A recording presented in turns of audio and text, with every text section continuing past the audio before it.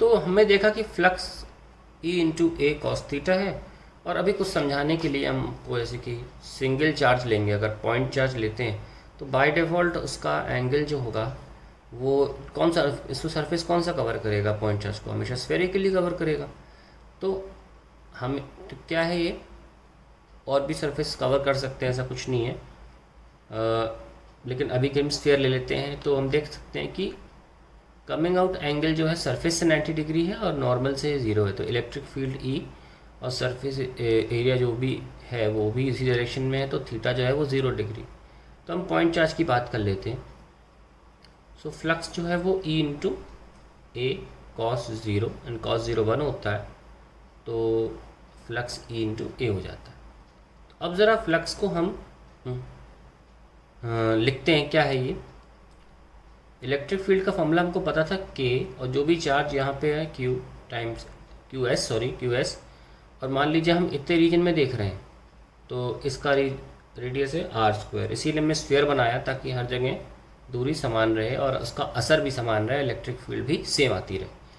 और जो एरिया था जिस जिस जो कवर कर रहा था उसको, जहाँ से चीज़ें बाहर निकल रही थी, वो स्फीयरिकल था, तो हम उसे 4 पाई आर स्क्वायर भी लिख सकते हैं। अब आर स्क्वायर से आर स्क्वायर को कैंसिल करिए और के को भी खोल दीजिए, 1/4 pi epsilon into Q S into 4 पाई। तो क्या आया ये, तो फ्लक्स आ गया। तो इतना तामझाम करने होती नहीं थी, फ्लक्स ये भी हो सकता था, लेकिन इतने की ज़रूरत नहीं पड़ी, क्योंकि फ्लक्स तो सिंपली इस चार्ज को उस मीडियम की परमिटिविटी से डिवाइड कर दिया जाए, हमें फ्लक्स मिल जाएगा। और यहाँ के बाद हमें अब धीरे धीरे समझ में आने लगेगा कि एप्सिलॉन किस तरफ जा रहा है। हमने अल्टीमेटली ये साबित कर दिया कि फ्लक्स जो है वो इन्वर्सली प्रोपोर्शनल टू एक क्वांटिटी का नाम हम बार बार ले रहे थे, परमिटिविटी है, और absolute permittivity of free space, या अभी एयर की बात की जा रही है, किसी भी मीडियम की हो, लेकिन इन्वर्सली प्रोपोर्शनैलिटी आ रहा है। और ये बात को ध्यान रखें कि फ्लक्स एक्चुअली में था क्या। फ्लक्स दर्शाता है नंबर ऑफ फील्ड लाइंस को, equal to number of field lines नहीं होता, number proportional to the number of field lines passing through region, ये होता है। और जितनी ज़्यादा पास होंगी उतना ज़्यादा इफेक्ट होगा, उतना ज़्यादा फोर्स होगा उस जगह पर, जितनी कम होंगी उतना कम होगा। तो फ्लक्स एक बहुत बढ़िया क्वांटिटी है, वो बहुत कुछ बताती है आपको। तो मैं देखा कि फ्लक्स की प्रोपोर्शनैलिटी इन्वर्स है, यानी कि मैं अगर कोई ऐसा मीडियम लूँ जिसका एप्सिलॉन ज़्यादा है, सो इफ़ एप्सिलॉन इंक्रीजेस तो फ्लक्स क्या होगा, डिक्रीज। सीधा हमें मीनिंग समझ में आ रहा है कि फ्लक्स की प्रोपोर्शनैलिटी परमिटिविटी, इलेक्ट्रिकल परमिटिविटी से थी।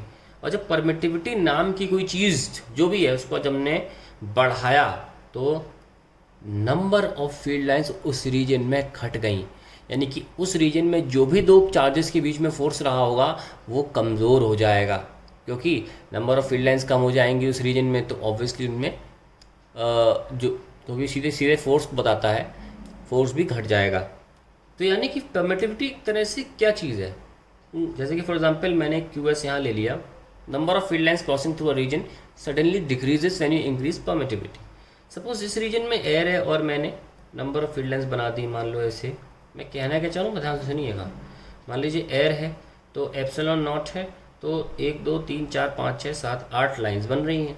और मान लीजिए मैंने कोई और मीडियम ले लिया और वहीं चार्ज रख दिया, अब शायद 8 लाइनें ना बने, 4 बने, ये मेरा कहने का मतलब है। तो totally number of field lines, तो एक तरह से क्या हुआ, इस चार्ज के इफेक्ट को इसने कमज़ोर कर दिया, ठीक है। और कितनी इस रीजन में इलेक्ट्रिक फील्ड का वर्चस्व हो सकता था वो कमज़ोर कर दिया। तो अब हम एप्सिलॉन को थोड़ा थोड़ा समझने लगे हैं कि एप्सिलॉन क्या चीज़ है। It is that quantity which opposes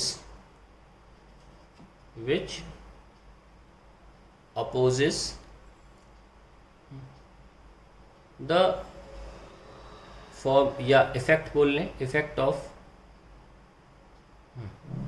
electric field strength, या कुल मिला के आप इलेक्ट्रिक फील्ड इफेक्ट की जगह आप इलेक्ट्रिक फील्ड स्ट्रेंथ ना लिखें क्योंकि इफेक्ट ऑफ इलेक्ट्रिक फील्ड होता है इलेक्ट्रिक फील्ड स्ट्रेंथ, या सिंपली लिख सकते हैं opposes the electric field strength, या इलेक्ट्रिक फील्ड क्योंकि is proportional to number of field lines, हम बोल सकते हैं it opposes the number of formation of number of field lines, क्योंकि क्यूएस कितनी फील्ड लाइंस फॉर्म कर पा रहा है वो डिपेंड करेगा वो किस मीडियम में है। तो हम ये भी बोल सकते हैं दैट एप्सिलॉन जो है, परमिटिविटी जो है, ये रेजिस्टेंस है एक तरह से। आइए लिख लेते हैं इसको।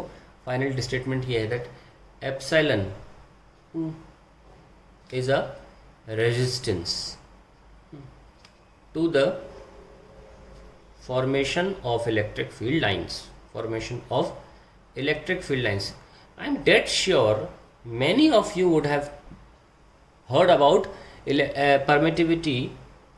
हम बाबा एप्सिलॉन एप्सिलॉन बोलना है, वी शुड बी एप्सिलॉन तो ग्रीक लेटर है, परमिटिविटी बोलना चाहिए। So what I was saying, many of you I am damn sure would have heard that permittivity जो है वो अलाउंस है। Absolutely wrong, it's not allowance, it's actually resisting the number of field lines crossing through a region, because जब हम इसकी value को बढ़ाते हैं तो फिर ये इलेक्ट्रिक फील्ड लाइंस कितनी इस रीजन को क्रॉस कर पा रही है उसको कम कर देता है। तो परमिटिविटी एक रेजिस्टेंस है। अब मैं इसको आपको एक बहुत प्यारे से एग्जांपल समझाने की कोशिश करता हूँ। सपोज आप घर में चाय बनाना चाहते हैं और सडनली क्या होता है कि छन्नी नहीं मिल रही होती, चाय कैसे बनाई जाए। तो आप बड़े छन्नी को याद करिए, छन्नी क्या करती है, ये चाय का प्याला है और आप छन्नी छान रहे हो, छन्नी से चाय छान रहे हो, चाय कलेक्ट हो रही है। आप बचपन से कर रहे हो, कुछ तो आइडिया होगा। वहीं अब छन्नी नहीं मिल रही तो आपने क्या किया, पुराना चुन्नी ऐसा कपड़ा था, या चुन्नी भी नहीं है, हम एक अलग कपड़ा ले लेते हैं, कॉटन कपड़ा लेते हैं, cotton. I have taken cotton का टी शर्ट ले लो या कुछ भी ले लो, कॉटन का कपड़ा ले लिया आपने और अब आपने चाय उसमें डालना शुरू करी। अब मैं आपको बोलता हूँ कि गिवन टाइम में, गिवन टाइम मतलब दोनों को मैंने 5-5 सेकंड दिए, 5-5 सेकंड। आप बताइए ज़्यादा चाय किस प्याले में, किस केस में कलेक्ट होगी?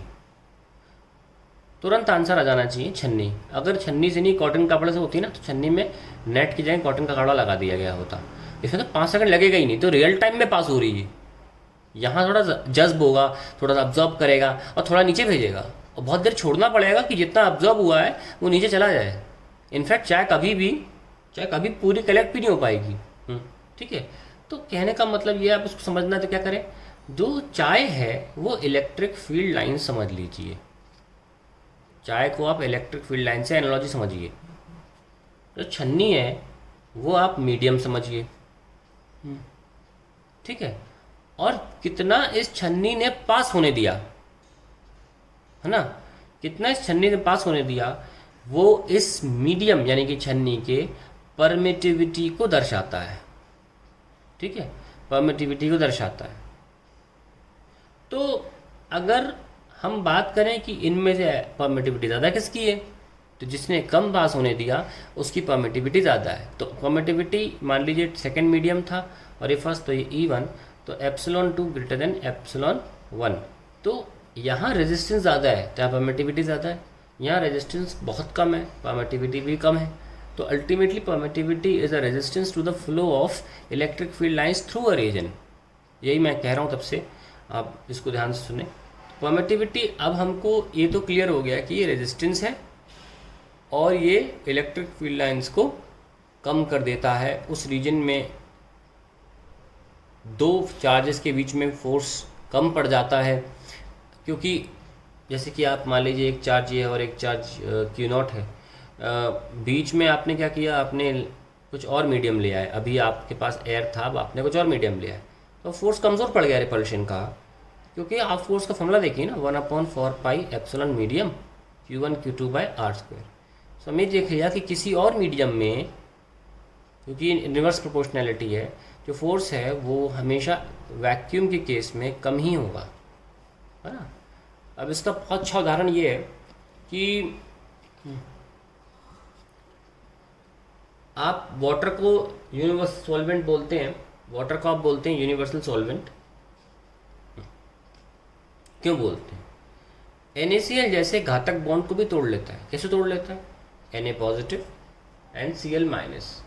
तो अगर आपने इसको पानी में डाला तो इनके बीच का जो फोर्स था वो कमज़ोर पड़ गया, अट्रैक्टिव, और जैसे ही आपने थोड़ी स्टरिंग करी ये बॉन्ड आसानी से टूट गया ये बॉन्ड। तो that is why water is a universal solvent. So someone ask you Y water is a universal solvent, आप सिंपली बात बोलेंगे because of its high permittivity.